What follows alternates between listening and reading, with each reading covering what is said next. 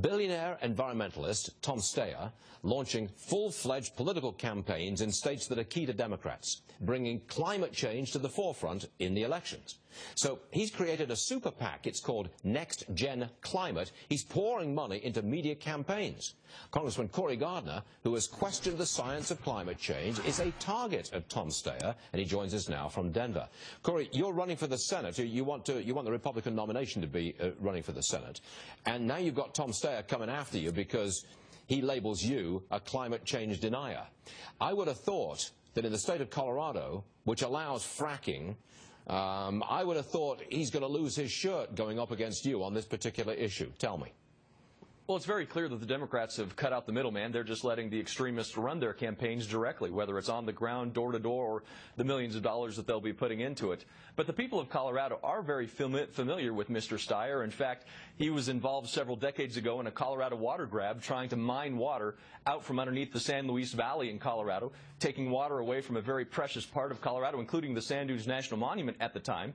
So he's been involved in that, and let's see who's the extremist in this issue. I just wouldn't have thought that an anti-fracking guy, a climate change guy, would do that well in Colorado. Now, that would be my outsider's opinion, especially on the issue of fracking. He's clearly on the wrong side of energy. Wasn't it the governor, a Democrat governor of Colorado, who drank a glass of fracking fluid to demonstrate that there's nothing wrong with fracking, and you guys are fracking away merrily in Colorado, right?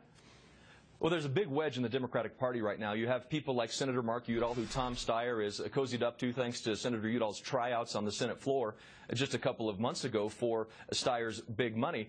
There's a divide right now of those people who support energy to help us create jobs in Colorado, economic opportunity, and energy independence for North America, versus people like Mark Udall, who refuse to take positions on the 100,000 jobs in energy in Colorado, who refuse to stand up for Colorado working families. And right now, you've got Governor Hickenlooper on one side, Jared Polis and Mark Udall on the other side, and I think there's a big argument that will take place over the course of the next 6 months in this state over who can do the best creating opportunity and jobs for a state, while extremists like Tom Steyer try to put even more money to buy the election. Will it be a staple of your campaign that you go out and tell Colorado, I am for fracking? I want to get at the natural gas that's under the turf of Colorado. I want to do it. Will you be that explicit? Look, there's no doubt that I support extraction of energy through hydraulic fracturing when done in a responsible manner, as Colorado has done.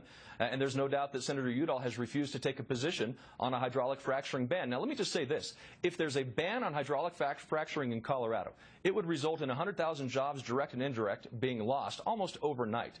$12 billion of economic activity disappearing. $1 billion worth of tax revenue going away. Money that's funding our schools, our highways. Look, almost 30% of downtown Denver has some association with energy development. And Mark Udall is refusing to stand up for those jobs, for that economic opportunity, but instead he's standing with San Francisco billionaires who are involved in Colorado water grabs. Okay, we're going to invite Mr. Udall onto the show, and let's see if he comes on. Thanks very much, Cory Gardner. We'll see you very soon. Thank you, sir. All right.